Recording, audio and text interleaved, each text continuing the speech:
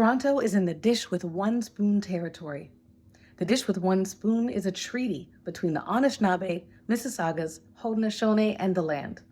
The treaty was created to share and protect what is still their traditional territory. This area around the Great Lakes represents the dish that we all feed from, and we must share with one spoon. Subsequent Indigenous nations, all newcomers and Europeans, have been invited into this treaty in the spirit of peace, friendship, and respect for the land we now share. We are all treaty people who have the responsibility to maintain the spirit of the Dish with One Spoon covenant. Union solidarity is based on the principle that all union members are created equal. Mutual respect, cooperation, and understanding are our goals. We neither condone nor tolerate behavior that undermines the dignity or self-esteem of any individual or creates an intimidating, hostile, or offensive environment. Discriminatory speech or conduct based on gender identity, sexual orientation, race, disability, age, class, religion, ethnic origin, membership or work category, or family status hurts and divides us. Discrimination can take the form of harassment defined as using real or perceived power to abuse, devalue, or humiliate. Discrimination and harassment weaken our solidarity, reducing our capacity to work together on shared concerns such as decent wages, safe working conditions, and justice for all. ACTRA activities are to be harassment-free zones where our members' dignity and equality are respected. ACTRA's constitution, bylaws, practices, and collective agreements reflect our commitment to equality and respect. Complaints of harassment and discrimination are taken seriously by ACTRA and should be directed to the president or their designate. All will be investigated, and those substantiated will result in action by the union. Enjoy the show. Welcome to ACTRA Toronto's 7th annual Sandy Ross Awards, an event where we celebrate an individual and a company in our industry who, no matter what the barriers, incorporate diversity and inclusion in their work. Why are we called the Sandy Ross Awards? Although Sandy passed away in 2016, we have tried to keep her groundbreaking spirit and drive alive by honoring others who changed the game. Like Sandy herself, the honorees this evening shined a light where there wasn't one, and continue to do so. I knew Sandy Ross, and she had a big, welcoming presence, but would not take no for an answer. And she got things done. Our honorees this evening celebrate DEIB and get things done. Congratulations. Hi, everyone, and thanks for joining us for the 2022 Sandy Ross Awards. Every year, the Sandy Ross Awards honor the activism and accomplishments of an individual and companies in the film and television industry that do an outstanding job of incorporating diversity and inclusion into their work. The awards are named after Sandy Ross, the first woman and first person of color to be president of ACTRA Toronto, and the founder of ACTRA Toronto's first diverse talent directory, Into the Mainstream, which continues online today at diversity.actraonline.ca. The Sandy Ross Awards were originally launched in 2016 as the #ShareTheScreen Awards by former ACTRA Toronto Diversity and Inclusion Committee co-chairs Sedna Fiati and Farah Marani. The tradition of hosting the awards continued with previous co-chairs Lisa Michelle Cornelius and Samora Smallwood, and has now been passed down to us, your current ACTRA Toronto Diversity and Inclusion Committee co-chairs, Shatrice Dolabai and Janet Rose Wynn. Previous award winners were industry changemakers such as Natalie Younglai, Tanya Lee Williams, and Working the Scene in Color. To determine the 2022 winners, the Sandy Ross Subcommittee came together and considered an impressive list of individuals and companies bringing about real change in our industry. It was great to see the incredible work that continues to be done in our industry on the diversity and inclusion front. Choosing just 2 recipients was no easy feat. For our 2022 edition, we are excited to bring you an updated virtual format for the awards presentation, and we cannot wait to chat with this year's recipients. So, without further ado, our first recipient.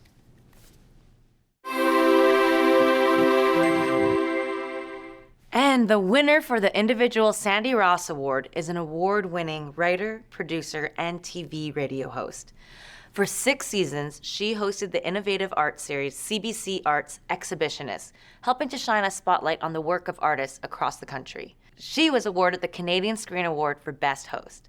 Earlier this year, she premiered her first scripted series with the critically acclaimed comedy series Revenge of the Black Best Friend, a satirical exploration into tokenism in the film and TV industry. Her theater play, Other Side of the Game, an intimate exploration into the experiences of women who support incarcerated loved ones across time, was awarded the 2019 Governor General Literary Award for Drama. And her latest theatrical work, The Death News, won the 2022 Canadian Screen Award for Best Writing, Web Program, or Series. Earlier this year, she received the inaugural Changemaker Award from the Canadian Screen Awards for her efforts to call out systemic racism in the Canadian media community. Today, we are pleased to present the individual 2022 Sandy Ross Award to none other than Amanda Paris. And what we really wanted to speak with you today was to let you know that we've already selected you as the winner for the individual Sandy Ross Award for 2022. I thought you were going to ask me to host it. I know. That was really good, Chase. Oh my God. So, Wow. yeah. Thank you. Absolutely. This is decided by committee. I don't want you to think it's just like one person who happens to know you being like, this is who's winning. It's all decided by group. There's amazing options every single year for both the individual category and the group category. And we're happy to announce you as the winner this year if you are going to accept. Yeah, that's so beautiful. And thank you so much.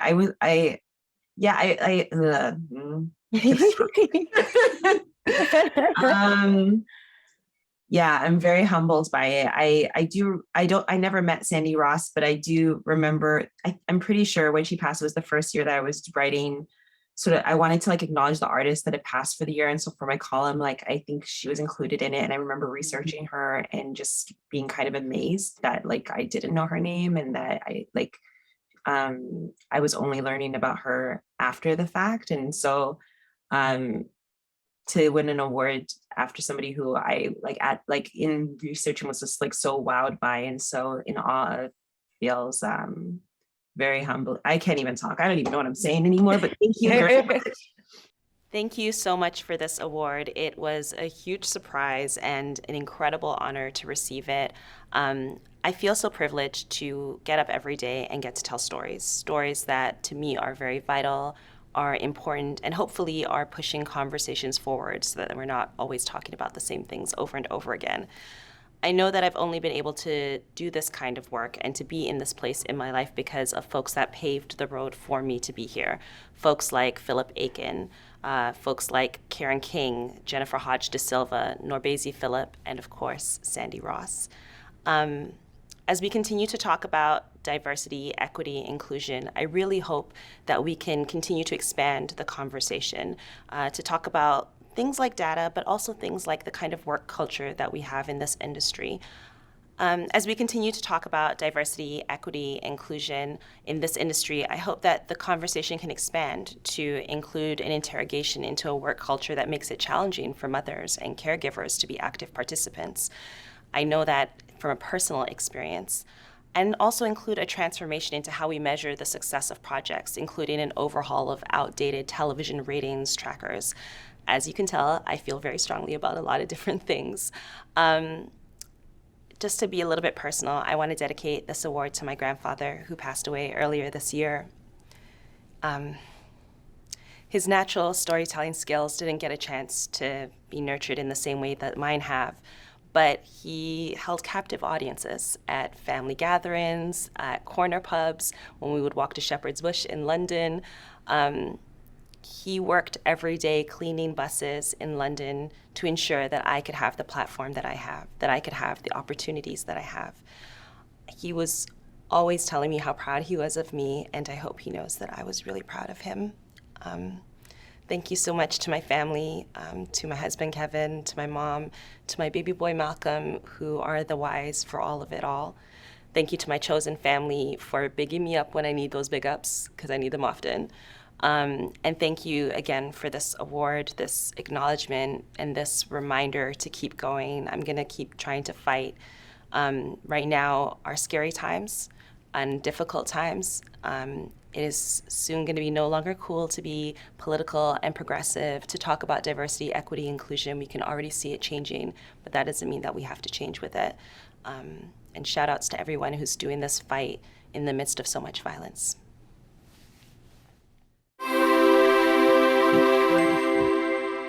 This casting agency, consisting of a dedicated team, has cast projects which have screened at film festivals around the world, including TIFF, VIFF, CIFF, AIFF, Tribeca, Fantasia, the Locarno International Film Festival, and dozens more. Today, we are thrilled to present the Company 2022 Sandy Ross Award to Jessie Griffiths Casting. Jessie Griffiths, Leah Galloway, Shawnee Frontin, Lisa DeMeo, and Tanu Ravi. Yeah, so the reason we want to hop on the call is because your casting company, Jessie Griffiths Casting, was selected as the winner for the Organization Award this year. Oh my God. Touching. I thank you so much. Congratulations. Yeah, huge congrats. God, I know that's really, I'm beside myself. I just think the world of what ACTRA and specifically ACTA Toronto and the Diversity Committee has been doing. And, you know, we're trying to play a small part in breaking boundaries and opening doors and giving more opportunity to people that deserve it. And this is just really unexpected, and I'm very touched. On behalf of all of us at JGC, I want to thank ACTA Toronto, the ACTA Toronto Diversity and Inclusion Committee, my fellow recipient, Amanda Paris, the committee's co-chairs, Shatrice and Janet Rose, and all the co-chairs that have come before. To receive the Sandy Ross Award, named after an incredible woman who was an accomplished leader, creator, and inspiration to so many, is humbling, to say the least. To be recognized for this award means so much to me and my team. Looking at the past recipients, it is humbling to be in their company. These are organizations and individuals that have led by example. They recognize the need for change and action and did something about it, and not just for a moment in time. They are continually demonstrating to those in our industry that change can come from within and that one person truly can make a difference. They have set a high bar, as they should, and I am truly honored to carry on with the principles and incredible work they are doing. I also want to thank my JGC team, who not only keep me on track, but also ask good questions, think outside the box, and hold me accountable. They are Leah Galloway, Shawnee Frontin, Tanu Ravi, and my good friend and confidant, Izzat Etemadi. I love my job. I love working with actors. I love working with ACTRA actors. I love the challenge of reading a script and letting my mind wander, getting lost in a new world. I love meeting new people every day, people with different stories, different lives, and different perspectives from my own. The actors, directors, producers, writers, and creators that I've collaborated with have helped me grow as a person and as a casting director. Early in my career, I recognized that this position comes with a great deal of responsibility to not only advocate for actors and their talents, but to have an understanding of their lives. I recognized that I, like everyone else, had unconscious biases. I didn't fully understand the nuance, complexity, and many challenges that those face in the BIPOC community. I want to thank specifically the acting community in Toronto who've provided me with guidance, constructive feedback, and an endless amount of patience. It has helped shape the way we approach all the projects we cast. It is a true honor to be the recipient of this award, and I promise that my commitment to diversity, equity, and inclusion in the casting process will never waver. My sincerest thanks once again from myself and the entire JGC team. Thank you. Thank you so much for joining us today, Amanda, Jessie, Tanu, Leah, and Shawnee. Amanda, Jessie, we know that we caught you by surprise when we told you that you were this year's recipients for the Sandy Ross Awards. Can you tell us what you were thinking or what was going through your minds when we first told you? Go ahead. Okay. Yeah, I gotta think about it. Yeah, I remember you really you tricked me with it. You know, you're talking around it, and I was like, where does she want me to write an article about this? Is this a pitch for, you know, some sort of coverage? And so when you announced that I was winning, it was like just a complete surprise, and I think my mind blanked for a second. But it was like the most wonderful surprise. So thank you so much for it. Yeah, exactly. They tricked you because they tricked me too. So, you know, got an email about having a chat about diversity and equity. I was like, yeah, let's do it. And then little bait and switch, and you announced the award, and it was, yeah, I was taken aback, really shocked. yeah, and a bit emotional. I was just really touched by the opportunity. So thank you. Absolutely. We're getting good at I know. surprising yeah. the It must be winner. fun for you Well, guys. she tricked us when she told you. I was like, wait, what are we on the call for? Oh, really? Like, Patrice It was is good. really good. It was yeah. So good. much trickery. The Yeah. setup worked Yeah. because it was, well, it turned out that Amanda knew about Sandy Ross. So then I was like, we can make it seem like we actually want her to host this show because it's going to be Yeah, a live that's what I award was show also this thinking, year. yeah. And then bam. And so- I was already like, oh man, do I have energy to host? Yeah, That's where you were Write going. a column. Yeah. I was like, you know, All right, already in my I'll do it, I'll head. do it. yeah. It was a lot of fun. It worked out. That was pretty. Sorry. Oh no, go ahead. No, I was gonna ask too. And then when you told your casting crew here, I know.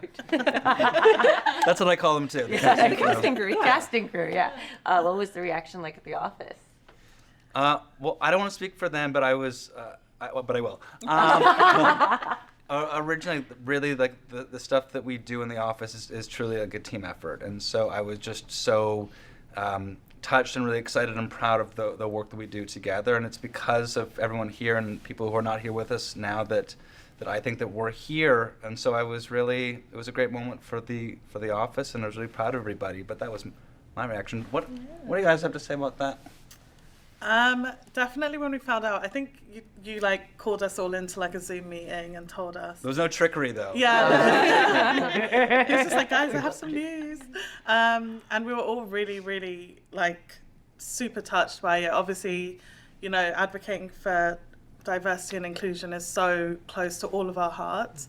And definitely most importantly to Jesse's. And so, yeah, we were really touched by it. It was really cool.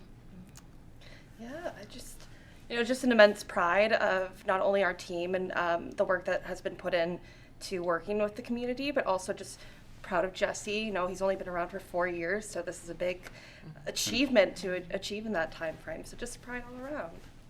Yeah, I was cheesing. I was really happy. I was really happy. I was just proud of our whole team and just the whole experience. And yeah, and I just think we work really hard, and so that's something we're very honored about.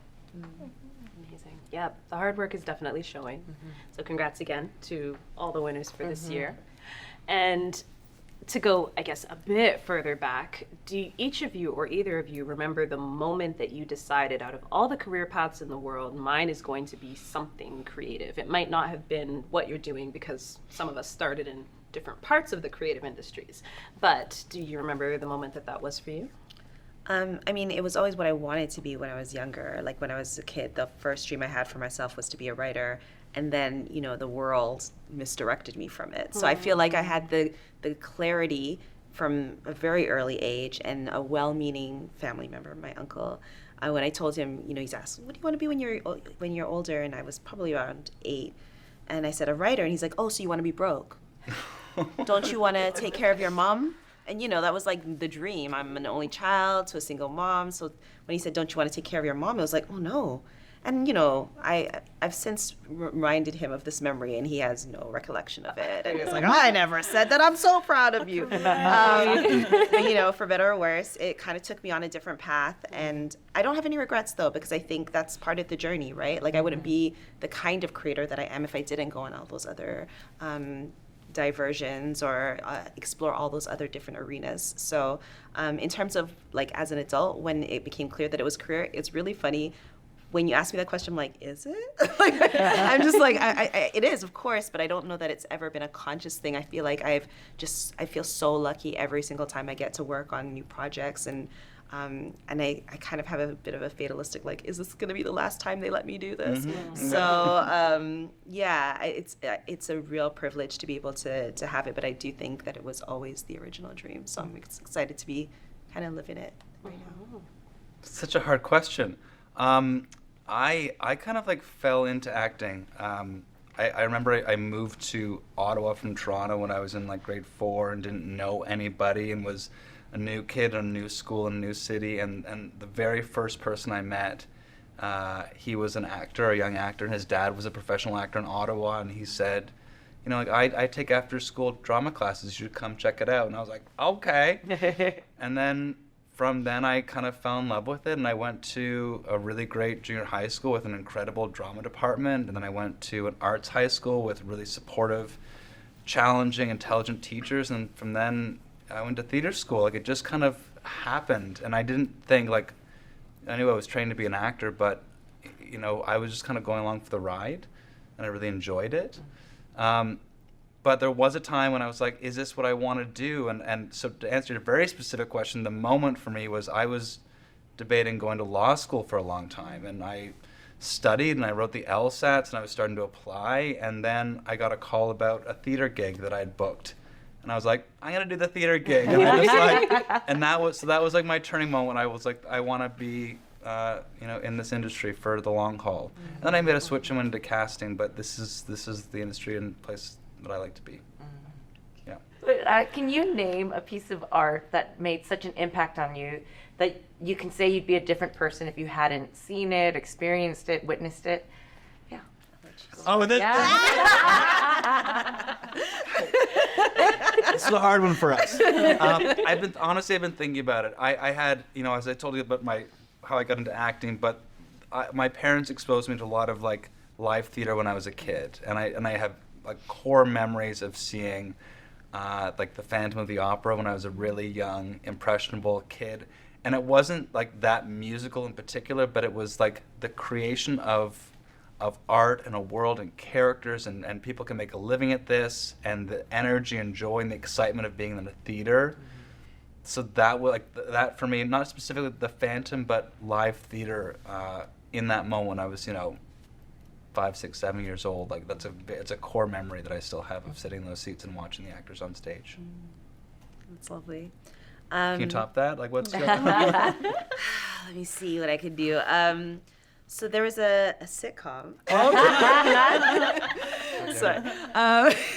Inside joke. Yes, inside joke. But there was a sitcom when I was growing up in England called Desmond's, and it took place in a barber shop. And it was about a Guyanese older gentleman who had this barbershop, was terrible at cutting hair, but had lots of great conversations in the barbershop. And there's a huge Caribbean diaspora that were there cutting hair, his wife, and there's a friend called, what was his name? Not Popeye. I don't know, he had Pork Pie.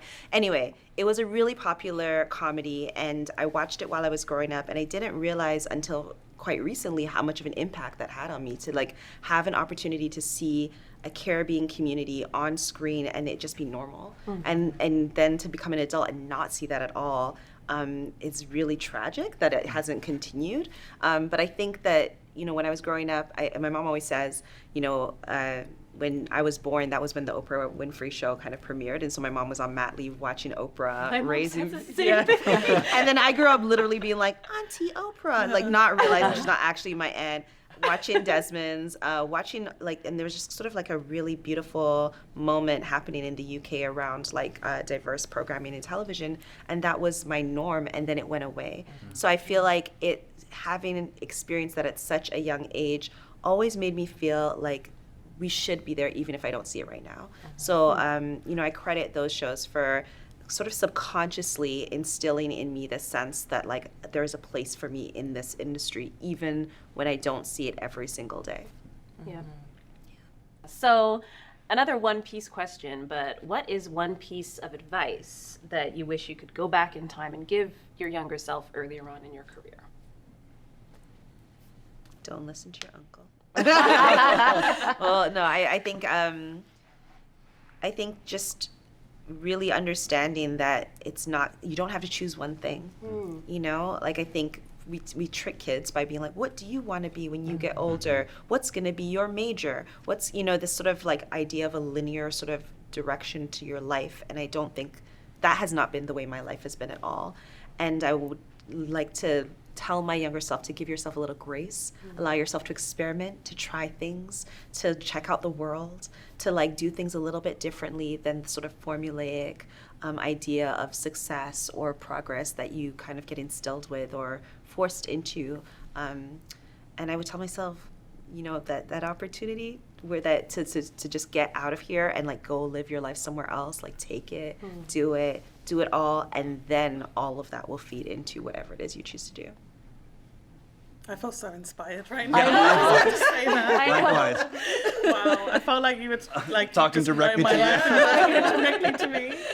Wow. I honestly, that was so well put. What I would say in addition to, is find the joy in the small things, and the idea of like putting so much pressure on if you're an actor or writer or director, like the need to grind it in the industry, kind of wear people down, and when you take that leap of faith and you live your life and you travel, you meet new people, you have experiences, that's going to make you a better actor, better person, better writer, a better citizen.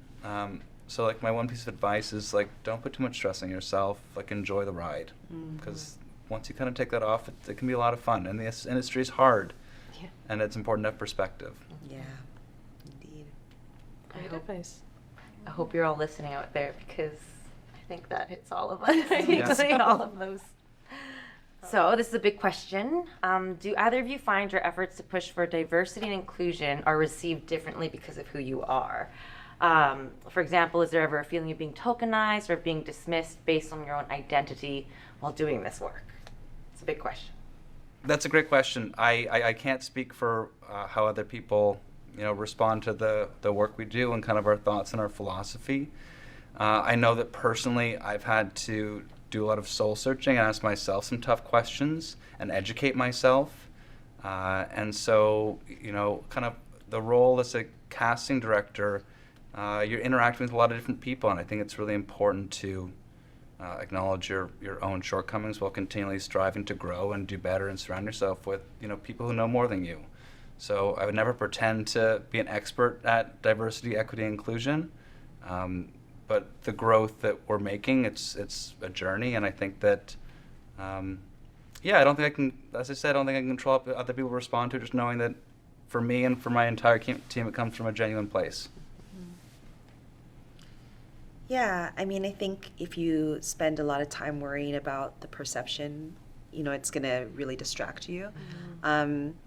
I think, when it comes to being tokenized, it's like, I remember the first time I consciously realized I had been tokenized. I came out of this, I was in university, it wasn't in the industry, it was in the academic world, but I had been asked to join this particular committee. It was like for, maybe I shouldn't name it, but anyway, it was Name it. name and shame right now. But anyways, I was asked to join this particular committee that was supposed to be specific to issues and concerns for Black folks, and I was the only Black person and one of the youngest people on the committee. And I remember I was taking the train, or I just took the bus, and I got to this train station, and I ran into a Black female professor that I'd had, and I was like, I just have this crazy headache right now, but I was trying to tell her about the meeting, and I'm like, but my head is just hurting so much. And she's like, yeah, you've been tokenized, and you are having a physical reaction to that because you don't know how to process it. And it was just such a powerful moment for her to give me language to understand what it was that I was feeling, for me to be able to sit back and understand the implications of being invited into this space that I didn't have very much power in. And also just the tools to recognize that, so that when it happens again, I know that it's happening. And I think right now, at the point that I'm at in my career, I just try to be as strategic as possible. So sometimes, I am going to be the only Black person, and I am there for maybe a tokenistic reason.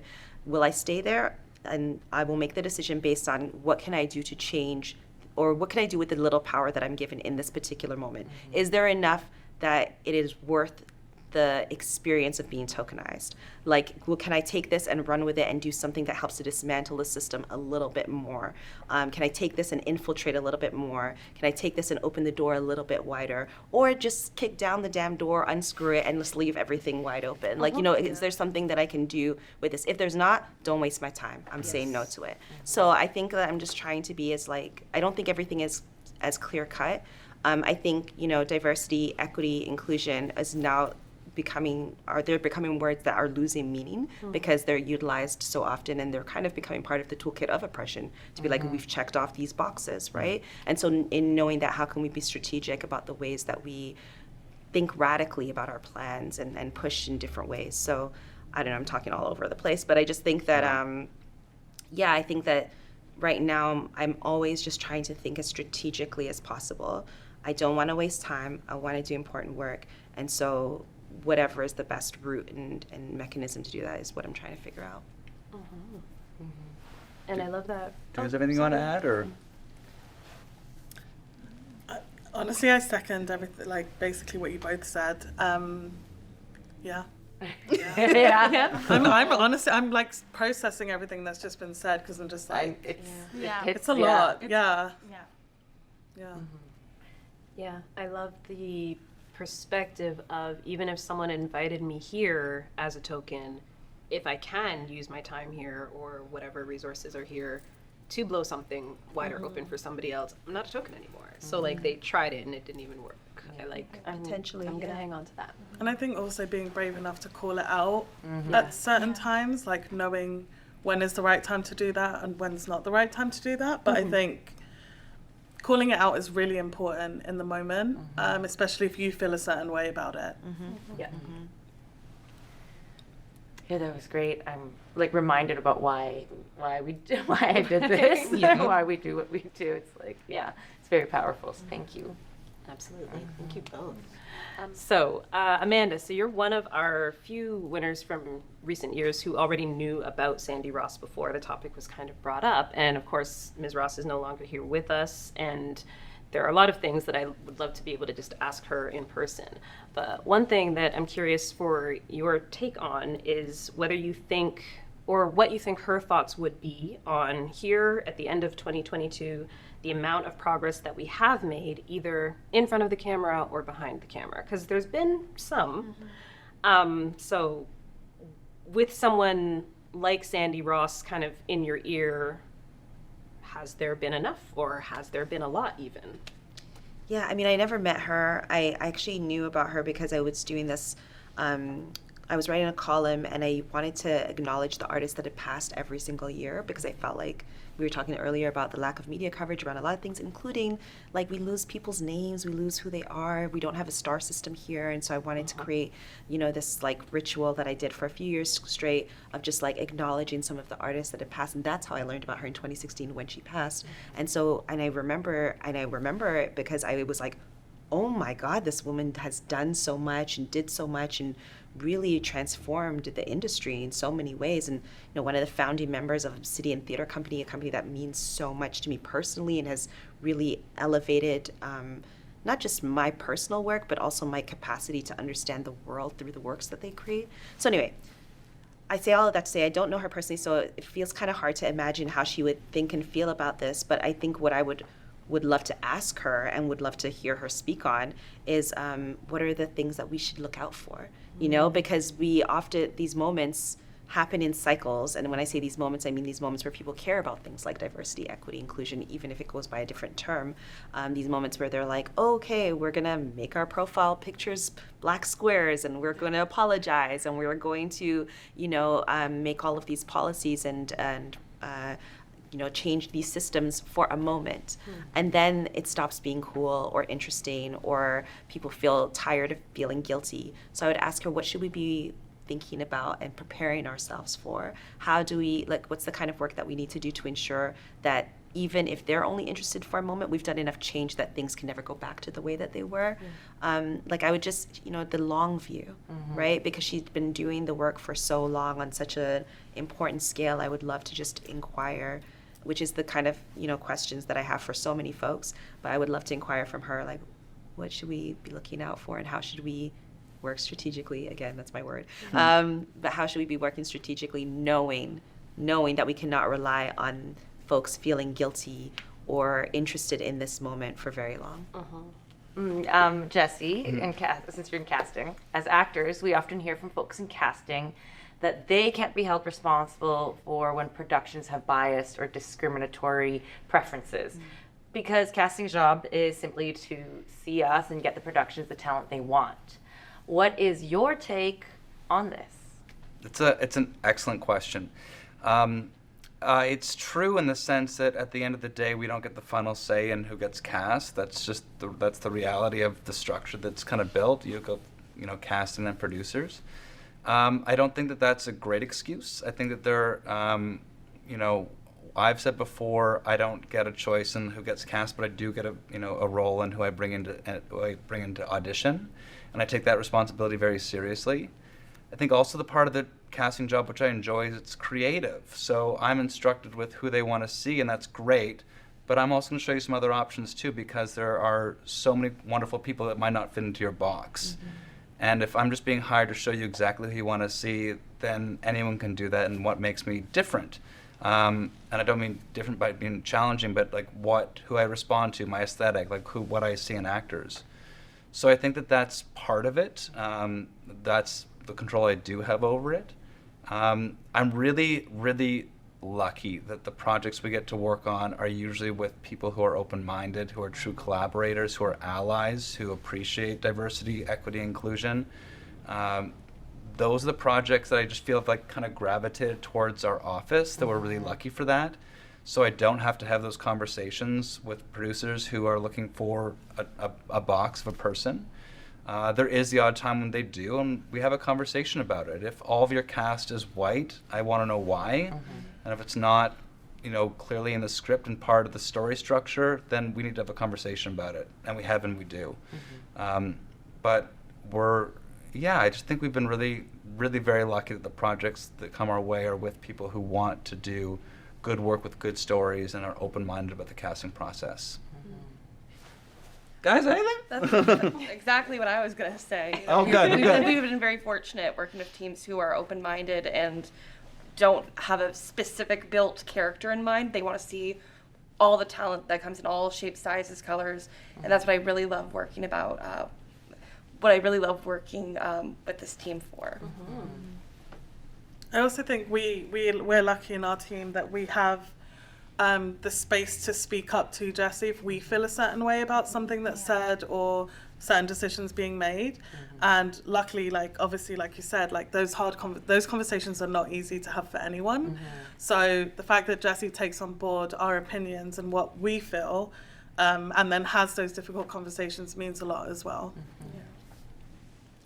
Yeah. No, but I think that's what I was going back to before. Like, if you surround yourself with people that have different perspectives, they are going to help you. And this team helps me because they all have different lived experiences, different stories, different things that bother them or things they're aware of that I don't. I think that's why we've kind of really functioned well as a team.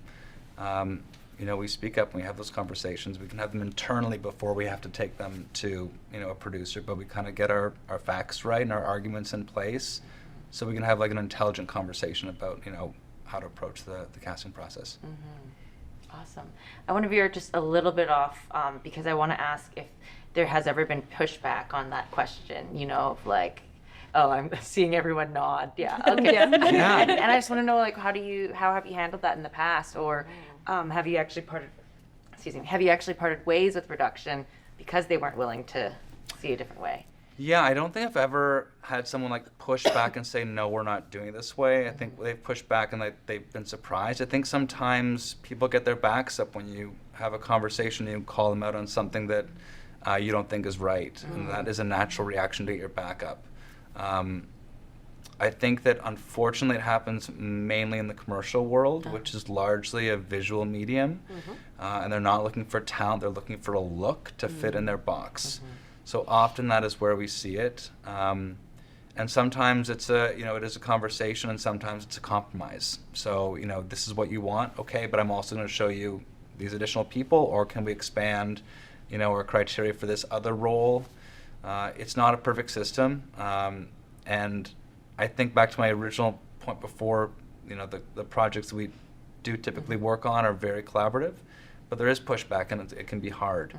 I've never had to a point where we had to walk away because there was compromise and there were discussions. But it is always a flag to us, who is pushing back. And, being aware of those collaborators in the future, I think is really important. And on the other side of things as well, there's been times I think where you've kind of put forward more options and writers or production have just been oh, we never even thought of that, or our minds, they just had an idea and they were kind of stuck with it until different options were presented. And so I think it's really nice when people are open-minded enough to change their creativity on that side of things to allow for a bit more, you know, spice. I mean, it's a creative art. I always talk about like kind of broken telephone. You know, like the writers, producers, directors are like, this is what we want. I'm like, okay, great. And then I go to agents and I say, this is what they want. And through the trickling down from producers, writers, casting directors, agents, actors, everyone brings their own interpretation to it. So by the end of the day, you kind of do come up with something entirely different and unique. Sometimes it's what people had in mind, sometimes it's not, sometimes they respond to it, sometimes they don't. But that it's a living, breathing, it's art. You can't classify, you can't put it in a box. So I think that it's a lot of fun when we get to, like as a team, you know, think outside the box a little bit in terms of how we approach casting. That's awesome. And I think, I mean, on behalf of probably all the actors in the room and hopefully all the actors watching or listening, no actor that I've ever met in my life wants to just nail one role that they happen to look like, according to most people, and just play that for the rest of their careers. Of course. That's the exact opposite of why one would do this professionally. Yeah. So yeah, there is a hope that more of those steps along this game of broken telephone will be more open to, you know, I hadn't thought about it, but yeah, let's call in that person there. Yeah. With the understanding that, you know, not every production has all the time to see everybody, but we do appreciate that sliver of extra opportunity. Of course. Yeah. Otherwise, it's like if you were like a painter and all you did was paint like a bowl full of fruit. Like that gets boring after a Every while. time, yeah. You want to challenge yourself. Yeah. It's also nice to see new actors coming up, you know, like, I think, in my opinion, Canada's been a bit slow with, like, seeing new faces come up. We see the same faces on the same shows all the time, and I think that is slowly changing now. And one thing that cannot be argued is that the talent in the city is vast. Like, there is so much talent. We see it every day in self-tapes. And it is about time that new faces get seen. Indeed. Hear, hear. Well done, Tanu. You should be sitting over here. Listen, guys, there's few things I'm passionate about. Yes. So, and this is a question for both of you, what is a piece of advice that you would give to someone else who does want to advocate for more diversity and inclusion and equity and belonging and agrees that these changes need to be made, but they feel like they just don't have the power or the influence to do that, at least not yet? I actually don't know how to answer this, so I'm gonna. Well, I might start, and if I start like flailing, just jump in. Yeah, sure. I'll save you. Okay, save me. Where to begin? For me, it has to come from a place of really vulnerability, knowing that you might say the wrong thing, you might ask the wrong question, that you might, you have to allow yourself that you're not going to be perfect at it right off the bat, and that you need to surround yourself with people who know more about it than you do, or you can ask questions in a safe space about, you know, how to approach a project, or just educate yourself on what the problems are in the industry. I want to give a huge shout out actually to Nicole Stamp, who I did some initial consulting work before we launched our kind of monthly BIPOC workshops. It was through like conversations with Nicole that we helped kind of build up like what our philosophy is to casting, the shortcomings that are typically found in the casting process in our industry, and she helped create, you know, the workshops that we do monthly for the past 2 years. You know, not everyone is going to have that time or the energy to help you create, but in this case, she was very patient with her time. She's very knowledgeable. She's an advocate. I'm a huge fan of hers, and I've never had a chance to fully thank her for that. So, you know, I think that we are here because of the wonderful people like Nicole and others who are willing to take time and help educate. It is also on yourself to do the work as well and not be asking and taking up people's time and space. Not everyone has that. And a lot of work can be done on your own. You know, read the newspaper, watch the news, educate yourself. Yeah. But also come from a place where you might say something wrong, and that's okay, and you can fix it by, you know, coming from a genuine place of wanting to grow, wanting to do better, wanting to connect. Yeah. Yeah. A lot of actors feel that we don't have power whereas we might feel that someone in casting or a writer or a director does. So the question, I think, for many people is, I do see something wrong. I could speak up and make noise about it, but is it worth it if I feel like it'll just harm me and not fix anything? Yeah. I think that's a very valid question and real thing to ask yourself and consider, because every instance is different. It's part of why I was a little bit confused on how to answer the question, because I was like, depends on who we're talking about, what is the situation, what is the risk, what is the, you know? I would say no matter what, like, find a support system, whether it's your union, whether it's, you know, an organization like a BIPOC TV and film, but like somebody who has your back through whatever the journey is. I feel like doing these things by yourself is really, it's a lot of risk. And you're right, actors don't have a ton of power. And so I would say, you know, seek out support systems, check in maybe even with folks that have tried to do this themselves, like advocate it and find out what's the best way to do it. Maybe somebody who's been acting for a little longer than you and maybe has had to call out places and spaces. If you can find an alliance for the other folks on set or in the production, that's always great too. I just think it's challenging work. You know, it's not easy work. If it was easy, then it, you know, everyone would be doing it. And I think sometimes you have to pick and choose your battles, and determine when is the best place, when is the right time to use my voice, and it's okay to not use it sometimes, and it's also great when you do use it. But I think like putting the pressure, as particularly on like BIPOC actors to do this work and like all the time is an unrealistic and unfair expectation as well too. And that's who my mind always automatically goes to. And so I would say just check in with yourself, check in with your community, and see if you and your community and the networks that you're connected to or will connect to have the capacity to do this, and then make a decision. Awesome, great. And you can always join the ACTRA D&I committee as well. Yeah, subtle push for it. I was gonna say that because I met you guys last year. Was it last year? Yeah. And I just showed up because a friend invited me. Yeah. But we ended up having some really important conversations, and I left feeling so much lighter. Oh, did you? Yeah. Good. So definitely join the committee. Yes. And you were at that social where the Headshot initiative got created. Yeah. We're at the table, and that conversation with a lot of us just unloading things that we deal with turned into hopefully will be a repeat initiative, Picture Day, which went super well. So yeah, there you go. Are there any specific changes you'd like to see come to fruition in 2023? For me personally, like the work that we're doing, the people we collaborate with, I feel like we are slowly on the right track in terms of acknowledging the need for diversity, equity, and inclusion in the casting process. I think there's so much further we can go now in terms of where we're putting people in positions of power, writers, producers, directors, casting directors. The casting is a very white-predominated industry right now. And I'm speaking for myself, not as a member of the Casting Directors Society of Canada, but we have acknowledged that there is a shortcoming there and are trying to make like strides to increase awareness and to get people excited about possibly a career in casting. Because I think it's really important that like every position in this industry that it is diversified and people with different stories and experiences. We work on a lot of like queer content, and I know the collaborators I work with feel more comfortable walking into a room with me, having conversations about the script, knowing that there's an ally there. And so I can only imagine that everyone would feel the same way, to have someone that they can relate to. I think it's really important.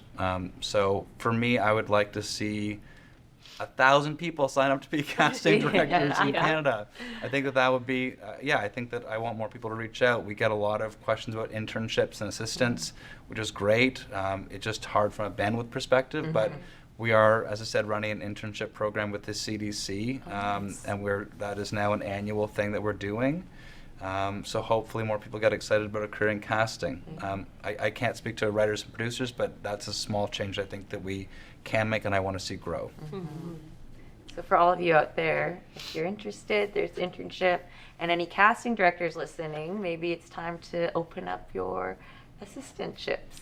Yeah, Hint, definitely. That's very. Don't take mine though. Like, These ones are off limits. Compliments. JGC does sound like a pretty awesome place to work. I just mean, based look on at the it. Yeah. answers, and the input, and yeah. Look at it. We have a good time. And Amanda, for yourself? I feel like I kind of mentioned them in my speech, but something that I've been thinking a lot about is, and it was something that I realized in my own production when we were working on Revenge of the Black Best Friend, and just like the hours we were doing. And I had, my son, I celebrated my son's first birthday on set because we were working so intensely. And I was just thinking about how impossible this industry makes it for folks who want to have families, or or are taking care of like an aging parent, or like anything like that, and how often that is generally like women, and what it means for the kinds of roles that women take up in this industry. And so I would just love to see and that change, like what is required for that change is goes far. It's like it's comes to the funding, it comes into like so many different pieces, the unions, like everything is a part of it, because it's all sort of designed in a certain way. You're only given a certain amount of money, you try to squeeze in as much as you can in that time. And so there's a number of layers to it. So I don't know if the goal of changing in 2023 is right. But I would love to just start having this conversation more often, like how do we make it possible for more people to be a part of this industry, because I think a lot of people leave because they feel like this wasn't made for them. And it wasn't. It was made very much by this assumption of like a single person, probably a man, or a person who has somebody else at home who can take care of all of those things, right? And so I think reshaping, if we want more people in the industry, then the whole industry needs to change. Like it's not just about adding new numbers to a very flawed system. So that's something that I would love, and that's also selfish because I want to do stuff. But I would love to see change. And then the second piece that I mentioned in my speech was also just about how we determine success. Like our rating system is so archaic, and it doesn't. How many of you have ever gotten the call to have that little machine in your house that determines how much TV? Never. No, exactly. I don't literally. Who gets those calls? I've never met a human who's gotten these calls, and so it's like one person named Doug or something. And the lives in entire Saskatoon. TV schedule is based on Doug and Saskatoon. So I think there's a lot there's a lot in that conversation as well too. But because we're still determining success based on those metrics, it's really problematic that not more people are included in what is. We don't even know. It's very secretive, and there's a lot behind it that we don't understand and we don't know, and apparently it's not required to be shared. And so I think because those metrics determine who gets the green light, who gets the funding, who gets that meeting with that network, it's really, really important that we rethink how we determine success. Absolutely. I didn't even know they put a box on your TV. What? And then also, who watches TV? Yeah. Important questions. So, to finish off, what is coming up next for each of you? Is there something you're working on that you can tell us about? We're working on some fun. Voice really high. We're really lucky. We get to work on a bunch of a variety of stuff. So we're working on a kids show for Nickelodeon. We just started working on a new show for Apple Plus. We do video game casting. We do a lot of indie features. We love our indie writers and directors, and a whole bunch of shorts. And then, sprinkling some commercial work. That's kind of our. Nice. We love a theater gig. Yeah, we want to do some musical theater. We do want to do, if anyone out there is a producer of musical theater. Fun tapes to go through. Yeah, they are. They're so much fun. Did I miss anything? Don't think so. No. I'm showing all the talking over here. I'm sorry. No, that's good. Also, monthly Do Better Yes. Do Better workshop. Yes. Important. Where can they find out information?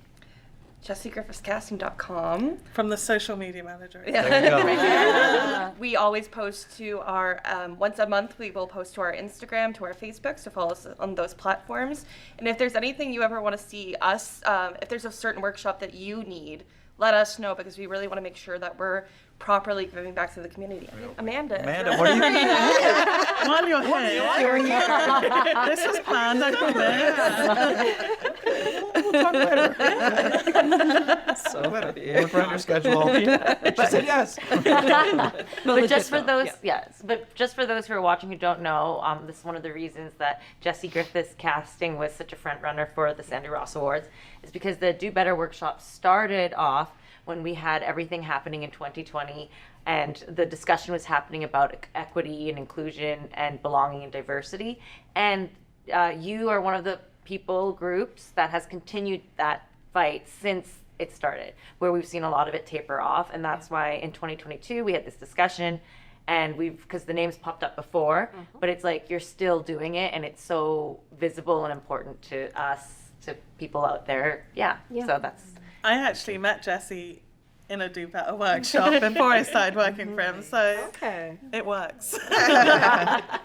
And I forget if we shared this with you earlier, but specifically in 2021, because we have so many amazing names, like we have to whittle down for some reason, and we wish we could give out 1,000 Sandy Ross Awards, but what came up in 2021 was, well, let's see if JGC is still doing anything about this in a year. Like it was a very challenge issued that you obviously never knew about. So we really do congratulate the whole team for staying in what is actually a very long-term struggle, battle, whatever you want to call it, as opposed to thinking, well, people don't really care about this as much anymore, as you were pointing out earlier, and, people's attention may wane, but the issues don't. So. I'm glad you're open about that conversation as well, because I think it's important to hold us accountable with stuff like that, you know. So I appreciate you being open about that. It's a very valid concern. I mean, there was a lot of performative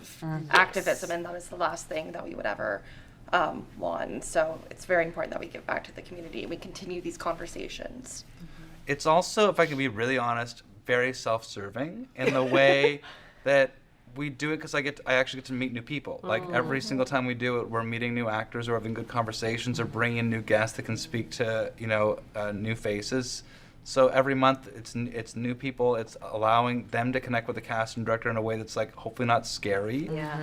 So it's become seriously less about the activism and more like who's out there. Let's have a good conversation. And just the platform is growing, the people keep coming, so we'll keep doing it. It's self-serving. It can it's be fun. both. It can be both. Both things can be true. That's and true. Amanda, anything you can share with us that's coming up? I think I can say that I'm working on a documentary series that I'm hosting and executive producing and show running. Huge. Tell us everything. I feel like that's it. For CBC, and I think that's the only one I can say anything Okay. about. But But lots is there of other? just continuing to work on scripted projects as well too as a writer. We're all ready to audition for you. Oh yes, that was great. Fantastic. Legitimately are. Fantastic. Wow, the casting people saying that. I thought you hate it when people do that. You know what? Shoot your shot. That's it. Well, thank you so much. I think that wraps us up for the Sandy Ross Awards 2022. Well, thank you for joining us for an amazing conversation. Thank you, Amanda. Thank you, Jesse, Tanu, Leah, and Shawnee. Big congratulations on your award win. And we are so incredibly proud and amazed by all the work that you do and look forward to see what you're doing in the future.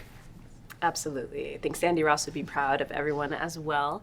And we really want to thank all of you for tuning in. Now, please remember, if you are a diverse Actor Toronto member, we really hope you'll get involved with the D&I committee anytime you'd like. You can follow us on social media. You can join the committee by signing up on the Actor Toronto website. And just remember, diverse doesn't just mean diverse racial diversity. It also, we welcome everybody from gender diversity to neurodiversity and such. And don't forget to check out The Revenge of the Black Best Friend on CBC Gem and follow Jesse Griffith's casting on social media and attend the Do Better sessions. Absolutely. Thank you so much. Have a good night. Good night.